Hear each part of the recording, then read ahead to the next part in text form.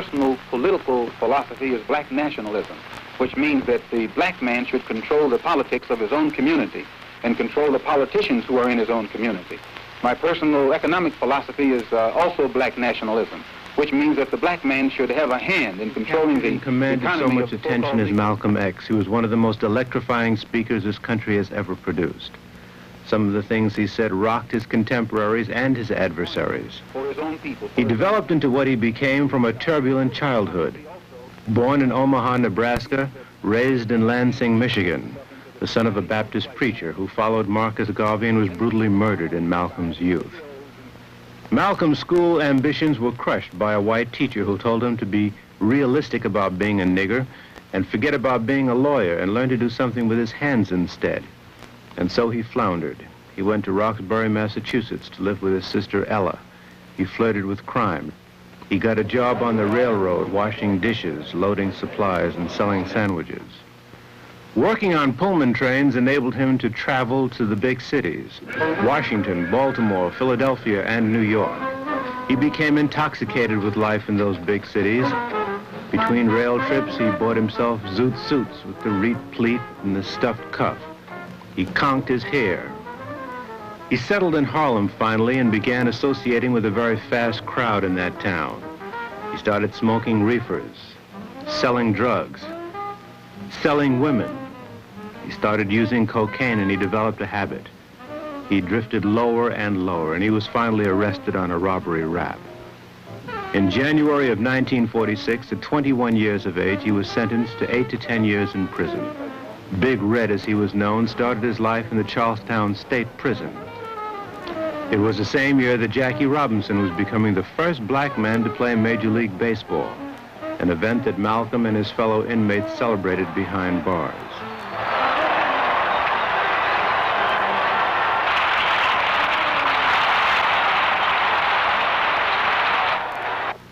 Malcolm was cold and belligerent in prison. He was soon dubbed Satan. Few would mess with him. But through the visits and letters of one of his brothers, he began to change. He was exposed to the teachings of a little-known man in Detroit named Elijah Muhammad. Malcolm's brother told Malcolm that his predicament was a direct result of one source, the white man. The message was, avoid the white devil and become independent. Clean yourself up, pick yourself up. Don't smoke, don't drink, don't eat pork, don't fornicate, and especially be proud of yourself and your past. It prodded young Malcolm to do what he hadn't dreamt of doing for years, read. It was a painful process. He started with the dictionary, literally reading each page. Then grammar books. Then novels, textbooks, encyclopedias, history, philosophy, psychology, philology, geography, and on, into the night, every night, reading until the wee hours, past lights out. Reading in poor light damaged his eyes to the point that he had to wear glasses for the rest of his life. But he learned, and he grew. When he left prison in 1952, he was completely changed.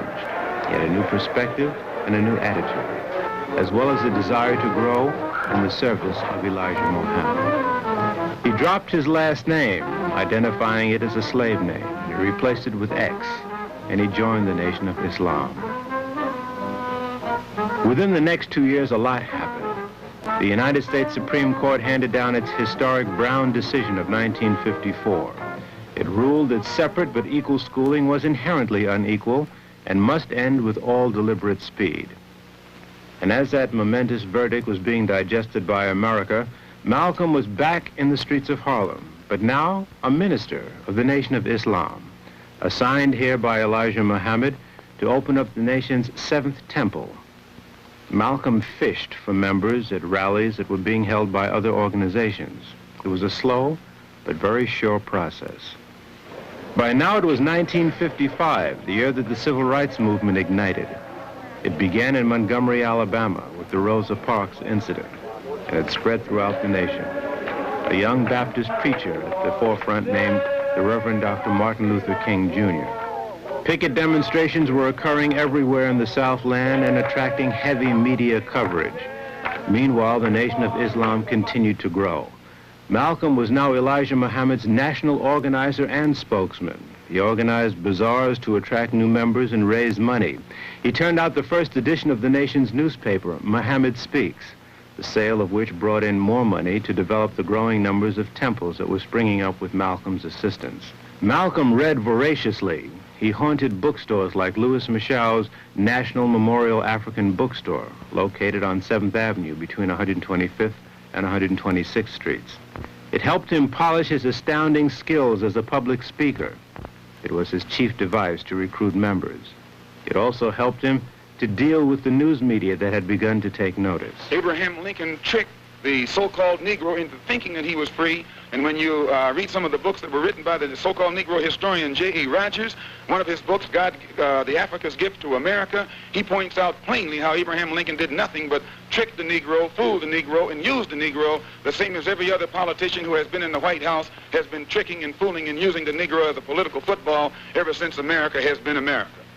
The picket demonstrations in the South continued to escalate, and so did the development of the Nation of Islam, developing particularly in Harlem, where large crowds were now turning out to hear this fiery young man who had an extraordinary way with words and ideas. He sometimes spoke for hours, extemporaneously, but the attention of a standing crowd never faltered. Our desire, our prayer, that we can have a peaceful, intelligent rally here this afternoon. But at the same time, we see that they have surrounded us with many of their own agents, in uniform and out of uniform, who have spent much time here in Harlem posing as peace officers and at the same time breaking up the peace of black people. So we hope that they will be peaceful and we will be peaceful. We are here to tell you to love the white man. You have come to the wrong place. And those of you who think that you perhaps came here to hear us tell you to turn the other cheek to the brutality of the white man, I say again, you came to the wrong place.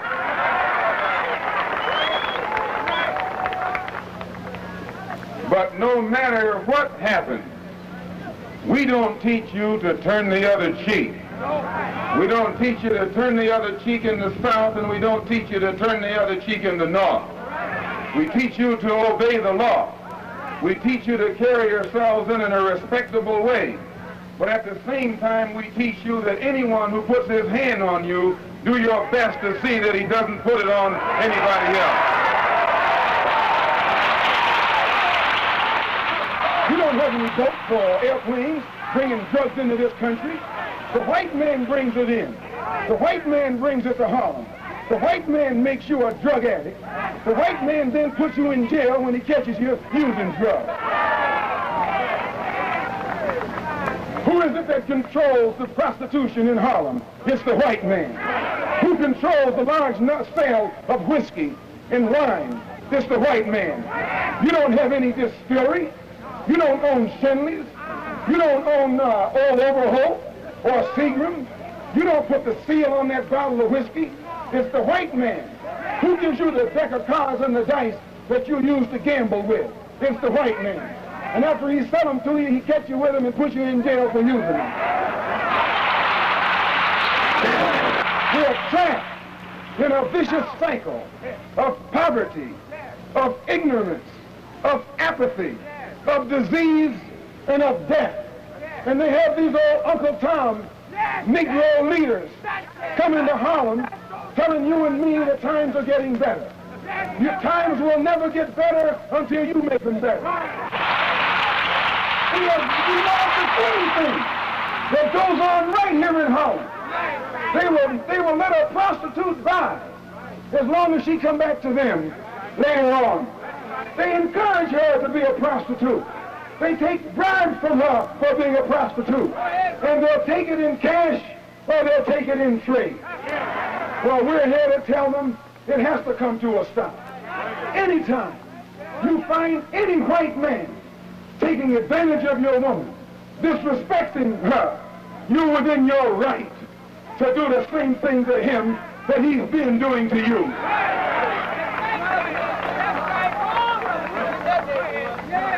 You can't take a white woman in a white neighborhood.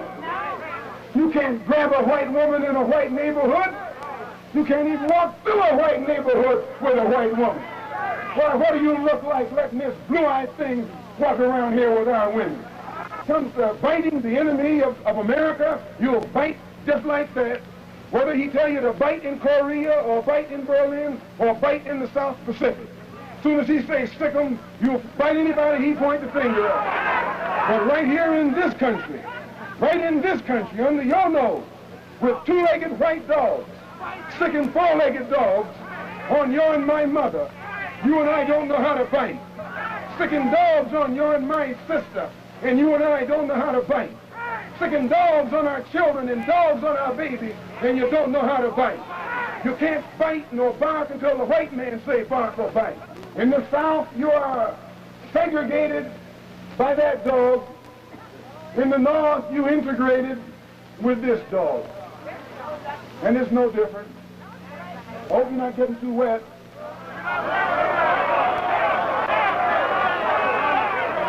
The dog is their best friend. The dog is their closest relative. They got the same kind of hair, the same kind of skin, and the same kind of smell. Oh, yeah.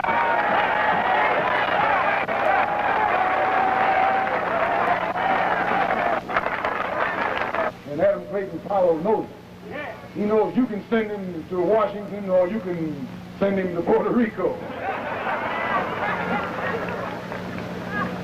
And because he knows it, he speaks with a loud voice, like a black man. And when he speaks with a loud voice, like a black man, the white man calls him a racist. Says he sounds too much like a Muslim.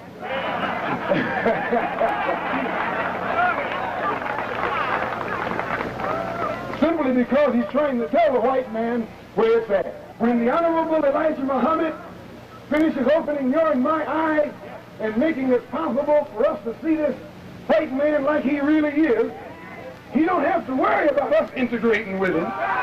We don't want to be around that old pale thing.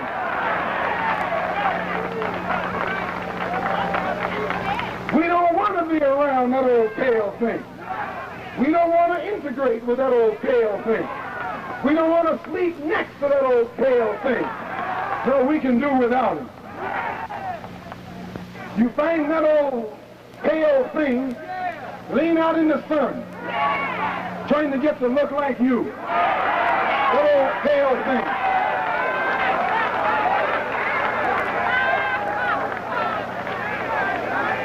You find him using man's hands, trying to look like you. That old pale thing. That old sickly looking thing. And today we see him like he is. There was a time when we used to drool in the mouth over white people. We thought they were pretty because we were blind.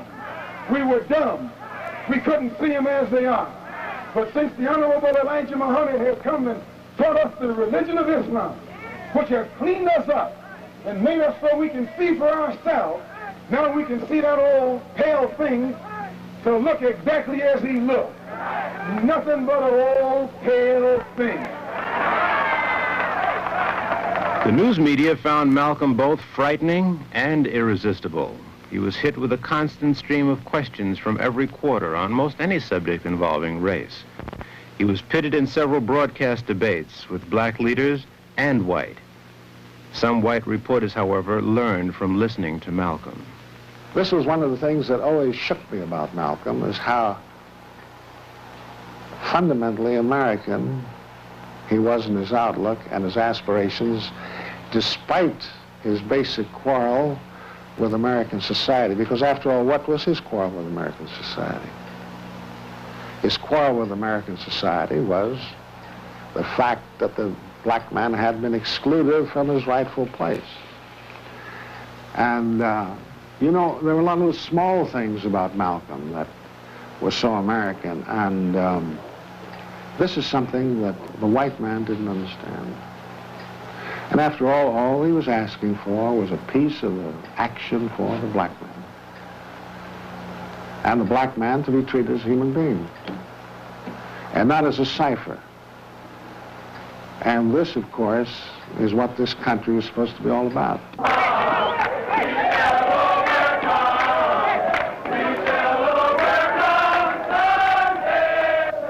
Malcolm's fury was directed at the same enemy that Dr. King's movement in the South was attacking, white racism. But they had different ideas about dealing with the violence of whites upon blacks. Well, I've made this clear over and over again that my staff is absolutely committed to nonviolence. We have taught it, we have preached it, we have not encouraged violence at any point. We are not Great respect and admiration. One who has the nerve to tie his own hands and then walk out and let a brute brutalize him. I have to respect him because he's doing something that I don't understand. What he's doing is beyond my power even to comprehend. It would be equivalent to putting handcuffs on me and putting me in the ring and telling me to fight Cassius Clay or Sonny Liston non-violently. I don't think I could do it. And whoever could do it, I have to, power to you. But all I'm saying, sir, is this. Whenever you're dealing with an enemy, there must be some dialogue. You have to be able to communicate. You can't, and the medium of communication usually is language. You must speak the language that the other person understands. If you're speaking to someone who can speak only French, you can't speak German to him, or Italian, or Swahili. You have to speak to him in the language he understands. When you're in Mississippi, speaking the language of morality, or the language of nonviolence, you're not communicating. You're talking a language that they don't understand. The two men stated widely different goals. Dr. King stated the determination to overcome racism and become integrated with white America. Malcolm said the Nation of Islam had opposite desires. We have no desire to integrate with a race of people who are cruel enough to stick dogs on women, children, and babies. Please. We don't want to have anything to do with any race of dogs, two-legged dogs, that will stick four-legged dogs on innocent, harmless women, children, and babies. Mass media had by now labeled the Nation of Islam the Black Muslims. When John F. Kennedy became president in 1960, Malcolm had attained national stature. Everywhere the Muslims went, the police were sure to go, with reporters not far behind. They called whites devils. They said they wanted to separate from them and be independent. The Muslims openly admitted that many of their number were rehabilitated criminals and drug addicts. All of this made them most intimidating. And yet they were peaceful and law-abiding, taking special pains to be courteous to police. But several police agencies were watching the Muslims closely.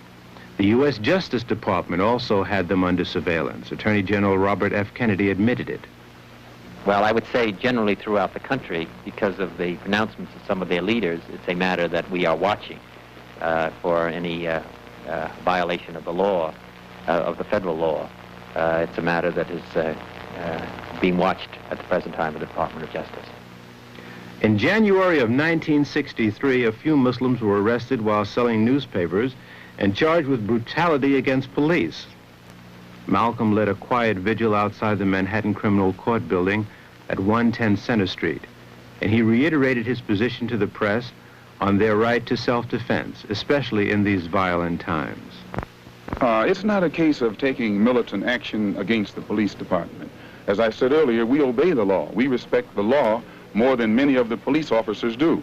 Mr. Muhammad has reformed more lawbreakers. He has rehabilitated more Negroes with criminal tendencies than the police department itself has. And the Muslims in Harlem have done more to bring about respect of law and order than the police department in Harlem has. And I've had police officials in New York City at the top level admit this. So it's not a case of taking militant action against any police. It's a case of letting the police and anyone else who's involved know that we are human beings, we are men, and we will stand like men and defend ourselves like men. I understand that you were riding next to the president's car when the assassination took place. You did not see the person who fired the shot? No, sir. It was back over my right shoulder. In the wake of the tragedy, Malcom was among the many national figures who were sought after for reactions to the assassination. Malcom said it was a case of the chickens coming home to roost. Many misinterpreted the remark and were outraged. On December 4, 1963, Elijah Muhammad did something that Malcom never dreamt would happen. This statement is from Messenger Elijah Muhammad, the leader of the Muslims in America. Minister Malcom Shabazz, addressing a public meeting at Manhattan Center in New York City on Sunday, December the 1st, did not speak for the Muslims when he made comments on the death of the President, John F. Kennedy. He was speaking for himself and not Muslims in general. And Minister Malcom has been suspended from public speaking for the time being. Mr. Muhammad's correct statement on hearing of the death of the President was as follows: "We with the world are very shocked at the assassination of our President, and the nation still mourns the loss of our President." And he has said that it seems that every president who speaks out on behalf of the Negro has been assassinated, from Lincoln to President Kennedy. Part of Malcolm's 90-day period of silence was spent in Miami as the personal guest of Cassius Clay, as he was then known. Clay was preparing for his fight with heavyweight champion Sonny Liston. Clay would beat Liston and become world champion, and then stun the world the following day by announcing that he had become a follower of Elijah Muhammad. Soon after, the new champion came to New York and was shown around the United Nations by his friend Malcolm X. By now, the 90-day period was up. Malcolm X, may I call you that? Certainly. Malcolm X, I want to talk with you briefly about your affiliation with Cassius. How long have you known him? About 3 years. And have you been advising him as far as his religious affiliations are concerned? Well, no, I don't give advice to anyone. He's my brother and my friend. I express what I know and understand around him, but he has a mind of his own and understanding of his own. Did he feel that, he tells me that he felt that his affiliation with the Muslim religion had a great deal to do with his winning? Yes, as a follower of the Honorable Elijah Muhammad in the religion of Islam, it definitely had everything to do with his victory. It gave him the confidence that was necessary to be the winner. Malcolm X, you were involved in a controversy some months ago with your leader. Is that over? Well, I've been silent for the past 90 days because of some statements I made concerning the President of the United States, which were distorted. They were distorted? And yes. What did you say, Malcolm? Well, I said the same thing that everybody says, that his assassination was the result of the climate of hate. But only I said the chickens came home to roost, and which means the same thing. Climate of hate means that this is the result of something. And when I said chickens coming home to roost, I said the same thing. But you did not say that you were glad the president was killed. No, that's what the press said. What would I look like saying that I'm glad the president was killed? Malcolm, this is your first public statement in that 90-day period, is it not? First time I opened up my mouth in 90 days. That's why I'm talking so fast and so hearty. You feel, however, that we're making progress in this country and worldwide? No. I will never say that progress is being made. If you stick a knife in my back 9 inches and pull it out 6 inches, there's no progress. If you pull it all the way out, that's not progress. The progress is healing the wound that the blow made. And they haven't even begun to pull the knife out, much less try and heal the wound. They won't even admit the knife is there. Do you have any prediction you'd like to make? No. When we'll solve this? Cassius makes all the predictions. But there was no word from Chicago, Malcolm said. Everything I know, and as the days I was wore taught on, by the Malcolm came to a momentous decision. During the 90 days that I've been silent, I have come to the conclusion that I can best help spread the solution and the diagnosis that the Honorable Elijah Muhammad gives of the so-called Negro problem in this country by continuing to remain out of the Nation of Islam and working on my own without restriction in the way that I think I best know how. Soon after Malcolm went to Africa, he saw the validity of the teachings of the late Marcus Garvey. Marcus Garvey taught the value in relating to one's land of origin. We didn't want anybody to tell us anything about Africa, much less call us an African. And in hating Africa and hating the African, we ended up even hating ourselves without even realizing it. Because you can't hate the roots of a tree and not hate the tree. You can't hate your origin and not end up hating yourself. You can't hate Africa and not hate yourself. And you show me one of these people over here who have been thoroughly brainwashed, who has a negative attitude toward Africa, and I'll show you one that has a negative attitude toward himself. Malcolm also made his Hajj, the trip to the holy city of Mecca. There he received an Islamic name, El-Hajj Malik El Shabazz. He was also shocked to see Muslims who were white, but not racists.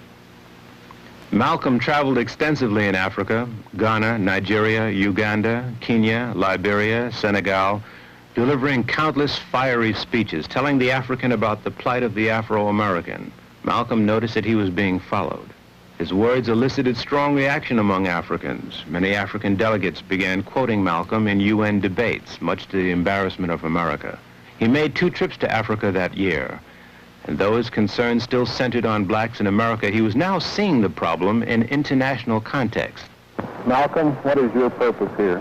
Well, my purpose here is to remind the African heads of state that there are 22 million of us in America who are also of African descent, and to remind them also that we are the victims of America's colonialism or American imperialism, and that our problem is not an American problem, it's a human problem. It's not a Negro problem, it's a problem of humanity. It's not a problem of civil rights, but a problem of human rights.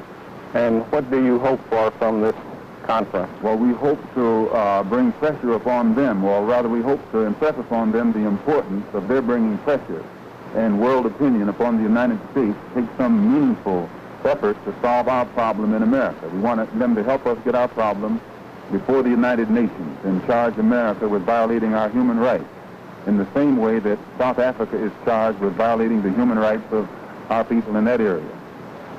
And what sort of reaction have you been getting from the African leaders? Well, I've gotten a good reaction, a very sympathetic reaction, and an understanding reaction. Many of them had been misinformed by the American government into thinking that black people in America don't identify with Africa, and therefore they've restrained themselves from voicing their interest in our problem. But I've impressed upon them that our problem is their problem, as well as their problems are our problem. When he returned, he found that the news that he had a new perspective had beaten him back home, and the press was waiting for him to explain. When I was on the pilgrimage, I had close contact with Muslims whose skin would in America be classified as white, and with Muslims who themselves would be classified as white in America. But these particular Muslims didn't call themselves white. They looked upon themselves as human beings, as part of the human family, and therefore they looked upon all other segments of the human family as part of that same family. Now, they had a different look or a different air or a different attitude than that which is reflected in the attitude of the man in America who calls himself white. So I said that if Islam had done that for them, perhaps if the white man in America would study Islam, perhaps it could do the same thing for him. But Malcom's split with the Nation of Islam was causing more and more problems.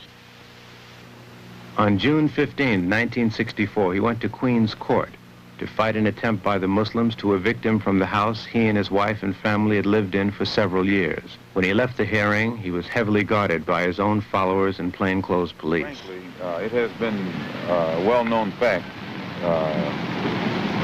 though only in the form of rumor, that there has been a great deal of apprehension at my being out of the black Muslim movement on the part of the black Muslims themselves. And I had stated in a newspaper article about an effort to take my life back in January, and at that time the Muslims denied it. In fact, they tried to make it appear to my brother that I was insane. But on a program in Chicago called Hotline, that's moderated by Wesley South, John Ali, the national secretary, admitted, I think it was Wednesday or Thursday, one of these days last week, that they absolutely were going to kill me. Why are they threatening your life? Well, primarily because they're afraid that I will tell the real reason that I'm out of the black Muslim movement, which I never told. I kept to myself. But the real reason is that Elijah Muhammad, the head of the movement, is the father of 8 children by 6 different teenage girls, 6 different teenage girls who were his private personal secretary. 4 of them had 1 child apiece by him. 2 of them had 2 children, and one of those 2 is pregnant right now in Los Angeles, where they're his 3rd child. And the one who first made me aware of this was Wallace Muhammad, Mr. Muhammad's son. And it was their fear that if I remained in the black Muslim movement, And this came into the knowledge of his followers that they would leave him and follow me. So a plan immediately was set in motion to take me down, put me out, and the statement that I allegedly made, or not that I allegedly made, I did make it, the statement that I made about Kennedy was used as a pretext to take me down. But in reality, it was because I had come to New York and told Joseph, the captain in New York, and the secretary and the minister in Boston about these children that Mr. Muhammad had. And it was that right there was the real reason for my being out of the movement. Did you get out of the... What will you take to protect yourself from this threat? I take no steps. I have a rifle. If anybody comes to my house without a good reason, I intend to try and use it, and that's all. A few days later, Congress passed the Civil Rights Bill barring discrimination in education. Malcom had this reaction in the schoolyard of IS 201 in Harlem. I'm going to use to prove that you can use new legislation and change the conditions that our people face in the South. So instead of legislation, in my opinion, it takes education. The whites have to be re-educated so that the racism that they have in their heart can be eliminated, and our people have to be re-educated so that we will know how to do something for ourselves instead of waiting for others to do it for us all the time. Well, how will that re-education be brought about? Well, just as in World War II, this country could use its news media to propagandize and make the whole American public love the Germans and the Japanese, rather love the Russians and the Chinese and hate the Germans and the Japanese. And then after the war, they changed it and made the American public love the Germans and love the Japanese, hate the Russians and hate the Chinese, which shows that they can make the American public love whom they will and hate whom they will. And that same process can be used to re-educate the American public and show white people how to love black people and show black people how to do something to stand on our own feet and solve our own problems. The black man doesn't have to be taught to love the white man. The white man has to be taught to love the black man. Or at least, do you think the Civil Rights Bill, when it's passed, is a sign of better times for Negroes in this country? No. As I said before, the legislation won't solve our problem.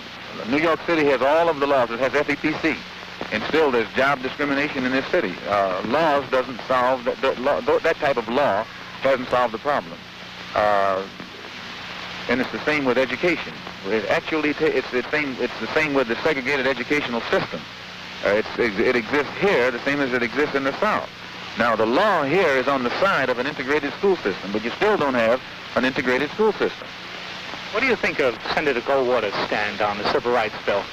Well, he's probably being more honest than the other politicians are. Even though his stand is the wrong stand, and it's an unjust stand, still he's being more honest than the other white politicians are. I don't think that in his heart, Lyndon B. Johnson's stand is any different from Goldwater's stand. Lyndon B. Johnson is taking a stand that is for political expediency. And it's the same with all of the so-called liberal element. It's political expediency, politics. As the winter of 1964 began, Malcom kept up a brutal pace, speaking at scores of colleges, traveling from state to state, and developing his two organizations at the same time. Outside Barnard College, en route to making a speech, he was asked about the Muslims. He says there are probably less than 7,000 members now in the Muslim. Well, it has fallen apart. No, thank you. It has fallen apart. And dissatisfied black Americans are now free to participate into the full swing of the struggle that's going on in this country, and I think it will be inclined to step up the tempo. Are they in your movement? Every movement. On February 4th, 1965, Malcom came to Selma, Alabama, in the thick of Dr. King's voter registration drive. Dr. King had just received the Nobel Peace Prize in December, but he was arrested in this Marion County drive. Dr. King, the apostle of peace, would die violently in 4 years. Malcom was invited to speak at Brown's Methodist Church in Selma by the Student Nonviolent Coordinating Committee. Mrs. Coretta King spoke and sat next to Malcom at the dais. She said later that Malcom told her that he wanted to work with, not against her husband. Then Malcom addressed the audience. You have to read the history of slavery to understand this. There were two kinds of Negroes. There was that old house Negro and the field Negro. Hold the light higher. And the house Negro always looked out for his master. When the field Negroes got too much out of line, he held them back in check. He put them back on the plantation. Like people like me talk to the slaves. They didn't kill him. They sent some old house Negro along behind him to undo what he said. Because he lived better than the field Negro. He ate better, he dressed better, and he lived in a better house. He lived right up next to his master in the attic or the basement. He ate the same food his master ate and wore his same clothes. And he could talk just like his master. Good diction. And he loved his master more than his master loved himself. That's why he didn't want his master hurt. If the master got sick, he'd say, "What's the matter, boss? We sick?"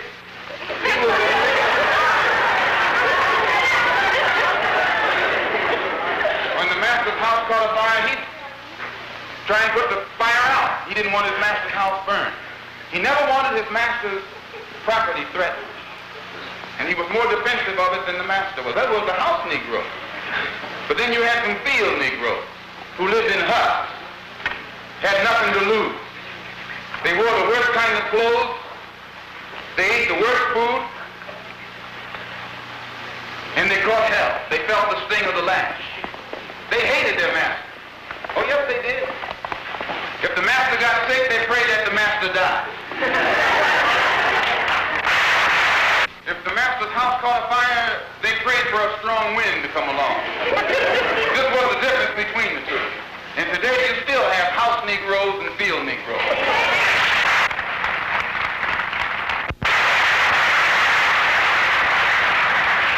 I'm a field Negro. If I can't live in the house as a human being, I'm praying for a wind to come along. If the master won't treat me right and he's sick, I'll tell the doctor to go in the other direction. But if all of us are going to live as human beings, as brothers, then I'm for a society of human beings that can practice brotherhood. To investigate criminal organizations such as the Klan, then you and I are within our rights to wire Secretary General Rousseau of the United Nations and charge the federal government in this country behind Lyndon B. Johnson with being derelict in its duty to protect the human rights of 22 million black people in this country. And in their failure to protect our human rights, they are violating the United Nations Charter, and they are not qualified to continue to sit in that international body and talk about what human rights should be done in other countries on this earth. But before I sit down, I want to thank you for listening to me. I hope I haven't put anybody on the spot. I'm not intending to try and stir you up and make you do something that you wouldn't have done anyway.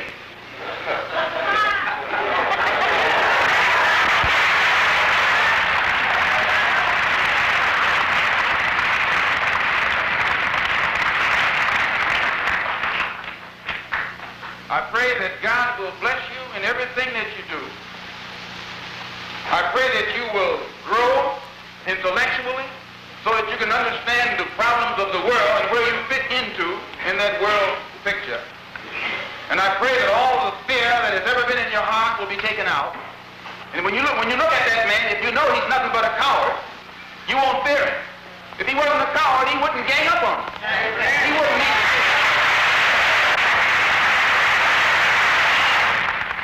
His East Elmhurst house was bombed 10 days later on February 14th. He and his family were asleep when the bomb struck at 2:15 a.m.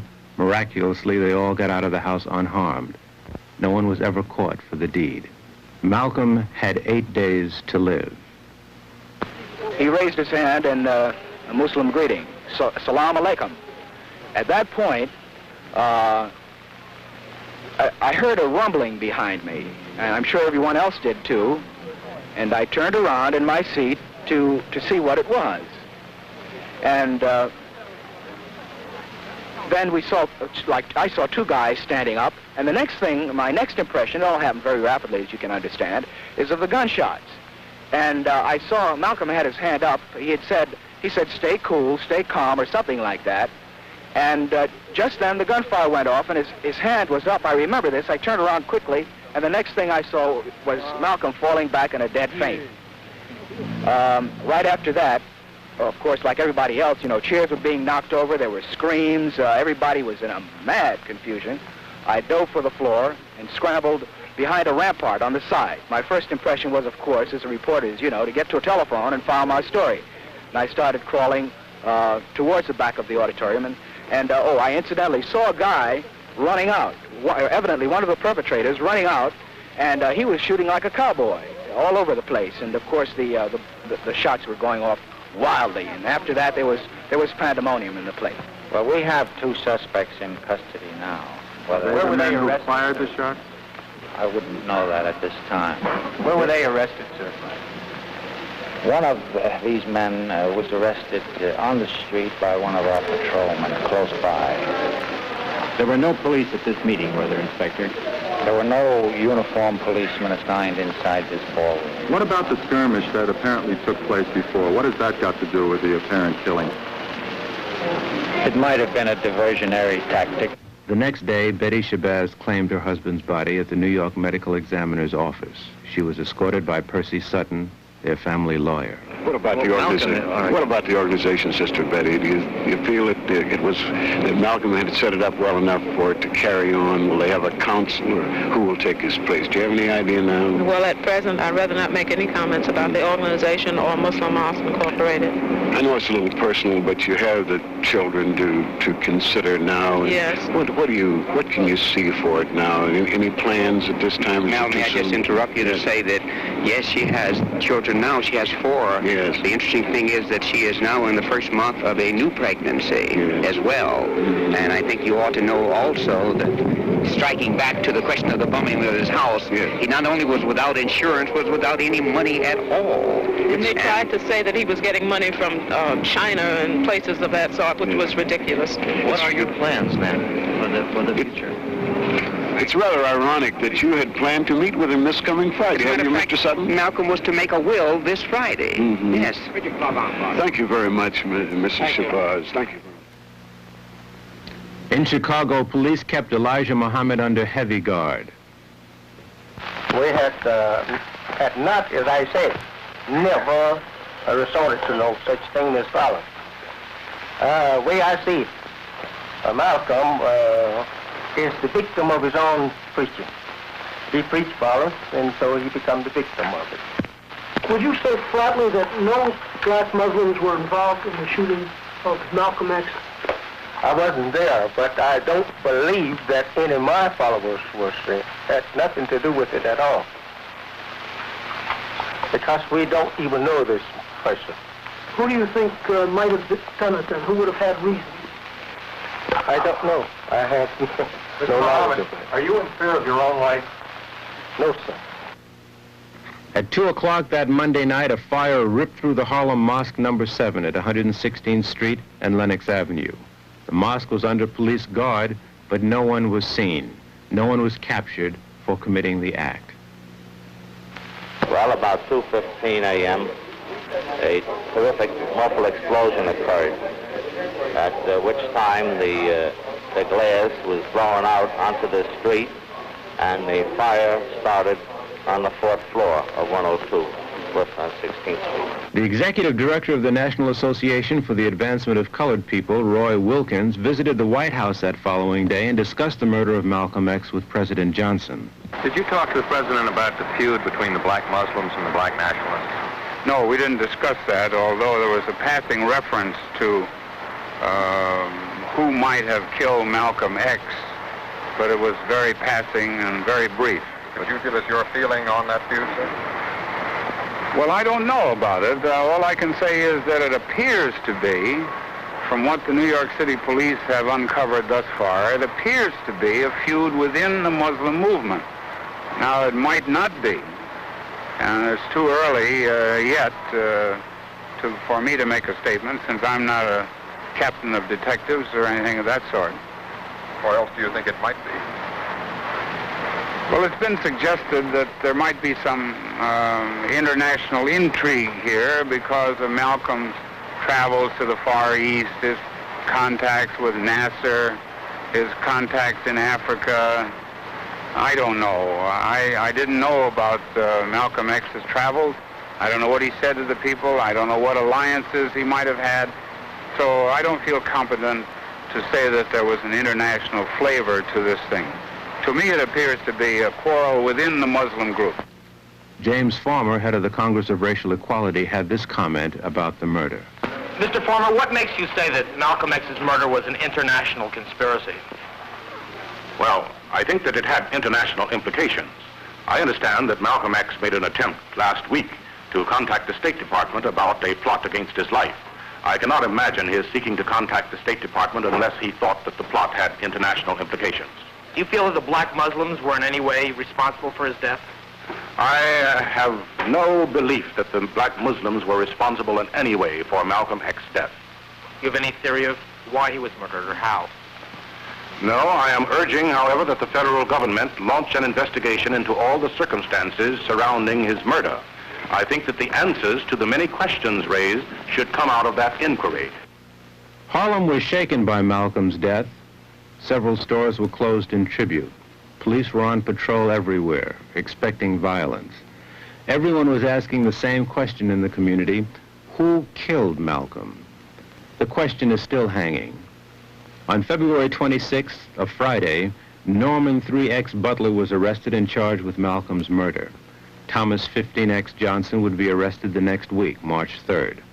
Both were connected with the black Muslims. Both were not arrested at the scene of the crime. The only man who police did arrest at the scene was in fact caught by Malcolm's followers, who grabbed Thomas Hagan, also known as Talmadge Hayer, and nearly beat him to death out in the street in front of the Audubon Ballroom.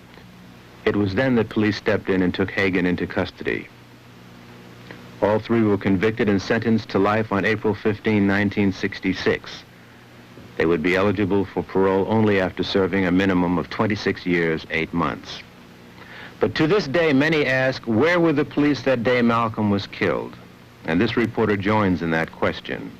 Why was he guarded so loosely when police knew full well, as everybody knew, that Malcolm's life was in great danger? Malcolm himself had repeatedly told police that his life was in jeopardy. Malcolm also had doubts toward the end that the Muslims were stalking him. In fact, this reporter has been told by at least 2 people close to Malcolm that Malcolm told them that the Central Intelligence Agency would kill him. The CIA was indeed very closely watching Malcolm. Of special concern was his effectiveness in Africa. He had submitted an 8-page memorandum to a meeting of the heads of 33 African nations calling for their support in his pending move to take America before the United Nations for violating the Afro-Americans' human rights.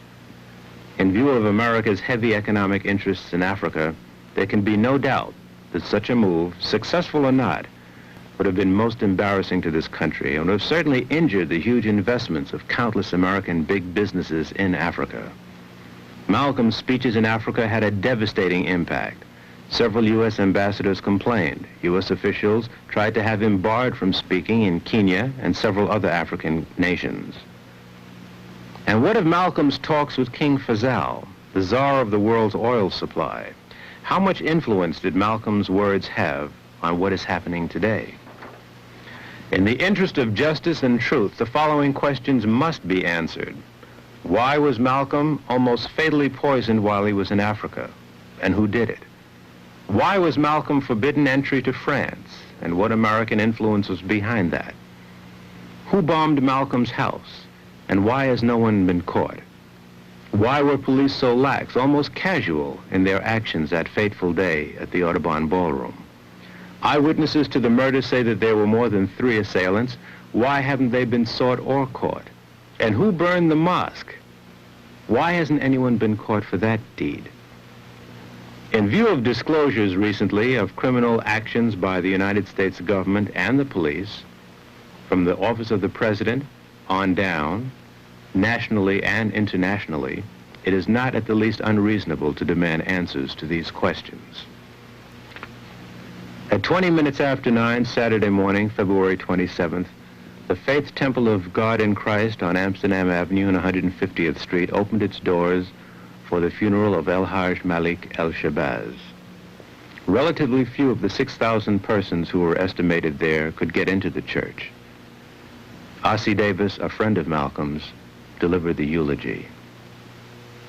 Here, At this final hour, in this quiet place, Harlem has come to bid farewell to one of its brightest hopes, extinguished now and gone from us forever.